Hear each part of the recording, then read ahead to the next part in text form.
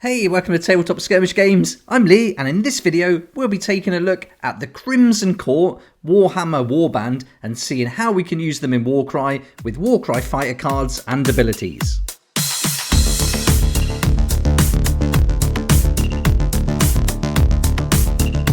With the Crimson Court about to be released for pre-order on Saturday for Warhammer Underworlds, I thought it'd be fun to take a look at how we could use them in Warcry and come up with some of the existing fighter cards and abilities for them. If you haven't seen them already, then they featured in some of the videos I've done as the previews have come out, but these are great sculpts and really cool miniatures, and I think a brilliant addition not just to Underworlds but Age of Sigmar and Warcry, and I'm really looking forward to picking these up with a pre-order this Saturday and getting them on the table for Warhammer Underworlds and then putting them together with the Curse City miniatures to make a warband for Warcry 2. In this video, we'll take the Bringers of Death Warcry supplement book and then look at the Legions of Nagash faction, and we'll see how we can use the Legions of Nagash abilities and also the fighter cards to put together a warband. And I'll also be doing another warband but looking at the Flesh Eater Courts, which you can also find in that book, and I'll do a separate video on that. So this video will focus on Legions of Nagash fighter cards, but there'll be a second video that will look at the Flesh Eater Courts.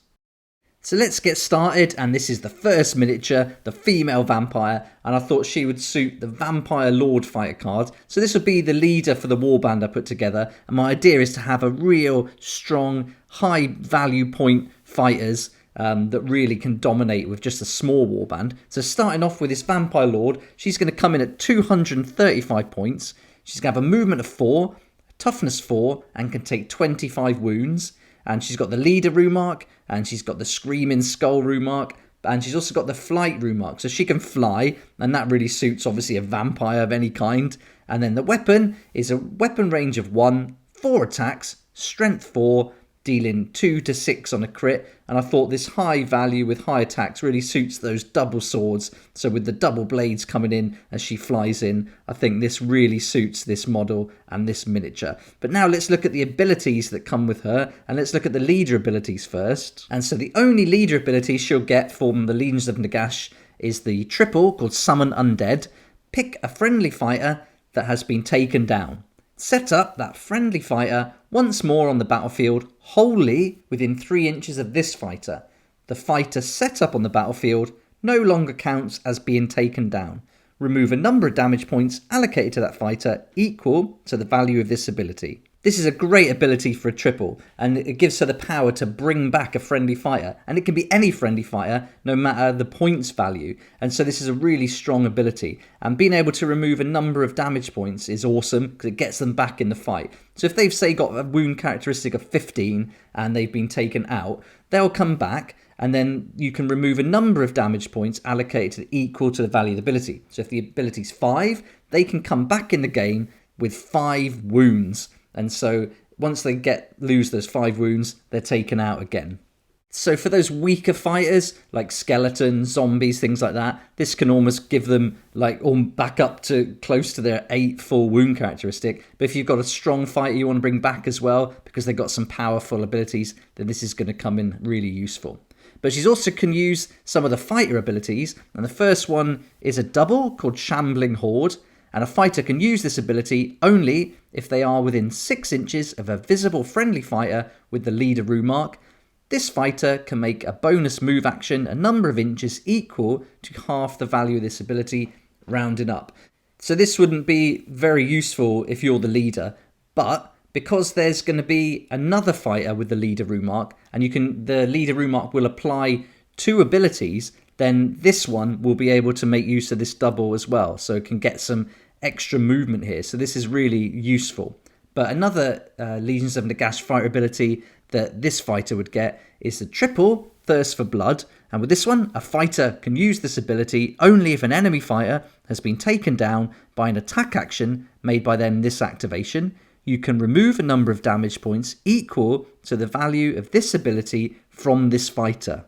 So this ability is obviously playing straight into the narrative, and as a Vampire Lord, with these high attacks and damage output, you're going to be taking down an enemy fighter, and then you can remove a number of damage points equal to the value of the ability. So if you've got a 5 or 6, you can then remove 5 or 6 damage points. So that's really good. And with 25, you can keep, 25 wound characteristic, you can keep replenishing that, and that's going to make this fighter really powerful, I think. So that's our first one, and this is going to be our leader. So now let's take a look at the next miniature from this set and see how we'll use them. For this next fighter, this isn't such an obvious choice, but I went for the Seneschal at 120 points. And I chose this because of the 2 abilities that we'll go through in a second. But the idea here was that he's pretty much like quite a new vampire. So he's not as powerful as the others in the Warband, but he has got some interesting abilities that he can use. So I really like the idea that this guy is kind of moving up the ranks. He's recently been converted into a vampire, and so he's not as strong. So at 120 points, his movement's going to be 3. He can have a toughness of 3 and take 15 wounds. He's got the faction rune mark, so he's going to get that double shambling horde. But he's also going to get 2 other abilities that we haven't seen yet. He's got a weapon range of 1. He can make 4 attacks, strength 5, dealing 2 to 5 on a crit. And now this is really great. So, for 120 points to have 4 attacks, strength 5, dealing 2 to 5 on a crit, this is pretty powerful. So although he's not tough, because he's not developed that vampire toughness yet and can't move that far, he's going to make up for it for these attacks that he can carry out. And with 15 wounds as well, that's pretty good. So let's have a look at the abilities that come with this fighter now and how they'll fit in with the narrative. And the first one we're going to look at is a double called Chosen Champion. A fighter can only use this ability if they are within 6 inches of a visible friendly fighter with the leader rune mark. Add 1 to the attack and strength characteristics of attack actions made by this fighter, this activation. I really like this ability. I like the idea that as he's recently been turned into a vampire, he would stay close to the vampire lord and stay close to that leader, and so he'd really make use of this ability there. And again, adding 1 to the attack and strength characteristic is going to make this a real tough opponent, so I think this is a really good ability that we can work into the narrative easily. The next ability is another double called Cursed Weapon. Until the end of this fighter's activation, add 1 to the damage points allocated by hits and critical hits from attack actions made by this fighter that have a range characteristic of 3 or less. So again, this is really adding to that damage output. It's already pretty high, but being able to add 1 to both hits and critical hits from both attack actions during activation, there's a lot of damage going on there. And again, this plays into that idea that he's a new vampire, so he's not tough, but he's strong. So he's got this rage, this bloodlust, and so he can really do some damage. So I really like that one too. And then don't forget, he's also going to get that double shambling horde that we've seen, and he's certainly going to be close to the leader, so he's going to be able to make the use of that extra movement too. Now we're on to this beast of a fighter, great sculpt. He's got this huge kind of mace pole weapon, and he just looks awesome. And I love the idea of him going into beast mode, turning into this Vargeist, and really high points now, really tough, strong. He's going to take some damage and do some damage too. And so this one's coming in at 300 points. It's got a really big movement of 10, toughness 4, and can take a huge amount of damage at 40. He's got the leader rune mark, so we'll be using him as a hero. He's got the screaming skull rune mark, and he can also fly. And then weapon-wise, he's got to be within a range of 1, and he's going to make 4 attacks, strength 4, dealing 2 to 5 on a crit. So with that big weapon, I just imagine him flying in, bashing down on it. He's going to have claws, teeth as well, and just a frenzy of attacks. And I just think this really kind of fits in with the idea of the vampires turning from almost like a human-like character into some kind of beast, like flying beast. So I really liked using a Vargeist for this guy, and at 300 points, he's going to be a real tank and a real strong member of the Warband that's going to be really tough to beat with those 40 wounds. And then, so now let's look at his abilities. And because he's got that leader rune mark, he's going to still have that summon undead. So he can also use this as well as our leader. So this is going to be really interesting when we start playing with them, how you can have 2 different fighters using the summon undead ability. So that's really good. And then he's also got the double shambling horde and the triple thirst for blood, the same abilities that we saw with the vampire lord earlier on.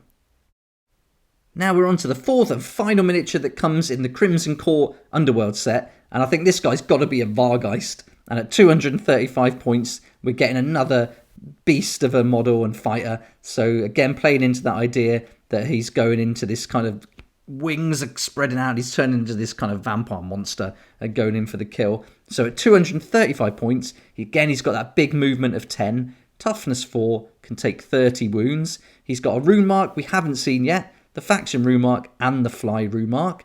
Weapon wise, up close, range of 1, he can make 5 attacks, strength 4, dealing 2 to 4 on a crit.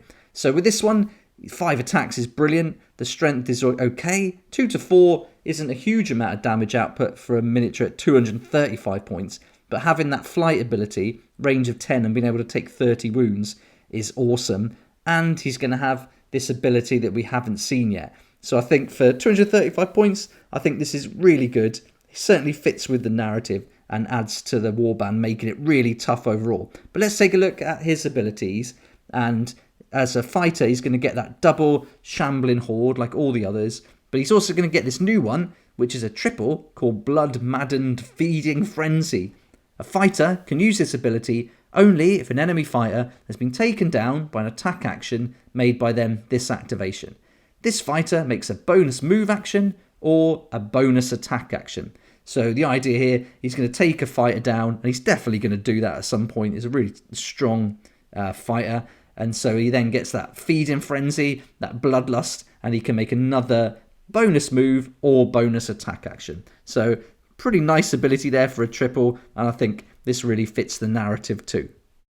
So we've got some high point value fighters there, but there's a few points left, so I thought it'd be cool just to throw in a few zombies. I think that'd be really fun, rather than skeletons, to actually have some zombies with these vampires. And the zombie fighter, nice and simple, 55 points, and they're going to have a movement of 3, toughness 4, and can take 10 wounds. Their range is like 1 as they bite and scratch people. They can make 2 attacks, strength 3, dealing 1 to 4 on a crit. So, they're not going to do an awful lot of damage. They're almost just going to get in the way, hinder the enemy. But I think for 55 points, you get a fair bit here. They can take 10 wounds, 1 to 4 on a crit's pretty good, and they're quite tough at 4. So they're not going to be that easy to take out. And then with the ability we've seen for the leaders, that triple summon undead, it's going to be really easy to bring these zombies back to life, back on the battlefield if you want to, and keep getting them in the way of the enemy. And having that triple summon undead available to 2 fighters means you can be quite tactical where you spring these back to life as well. And then ability-wise, they're just going to get the double shambling horde, and so nothing fancy here with these, nice and simple. And so that pretty much sums up all the fighters that we could put in this little warband, and that's going to bring us to 1,000 points. So we've got the leader, we've got the big kind of tank figure, we've got this new blood who's just kind of full of rage, and then we've got the other guy who's pretty tough as well, and then a couple of zombies thrown in just to make the points up to dead on 1,000 points. And so you're going in with just 6 fighters, not a huge amount, and I think that would be really fun to play. So there we go, that's the fighter cards that we could use from Legions of Nagash that I think fit in with these. And again, I'll do another video where we look at the Flesh Eater courts and look at some of the fighters there, because the abilities are quite different, but I still think it fits in with a vampire theme. And if you're part of the Patreon, then I'll be doing a vampire warband really soon as part of the monthly kind of perk that you get. So you'll get really unique fighter cards designed just for the miniatures here and from Cursed City as well. And then you're going to get unique abilities. So that'll all be really new. And I'll also include some background and some stories to give you a flavour of where this warband's from and what they're about. It'd be great to hear what you think and which fighter cards you would put with these different fighters. So join in the comments below. I'd love to hear your thoughts and feedback. And I'll put links to the different sets and the book. So if you want to pick up the Bringers of Death book, I'll put links to that in the description too. And that'll be an affiliate link to Element Games, but it won't cost you anything extra. In fact, it will save you up to 20% there on all Games Workshop products and other games too. And for every sale made through an affiliate link, I get a small commission. That's going to help me do loads more videos like this, and I really appreciate that support, so thanks so much. If you like this kind of content and would like to support the channel, then please check out my Patreon page, and thanks to everyone who's joined so far. It's really awesome. We hang out on Discord, talk about the hobby, share ideas and help each other out, and you'll get some perks there that you're not going to find anywhere else. So I'll put a link in the description, and it'll be great to see you there. I hope you enjoyed the video. Please like if you like it, subscribe for more videos like this, and don't forget to hit the notification bell to join me next time on Tabletop Skirmish Games.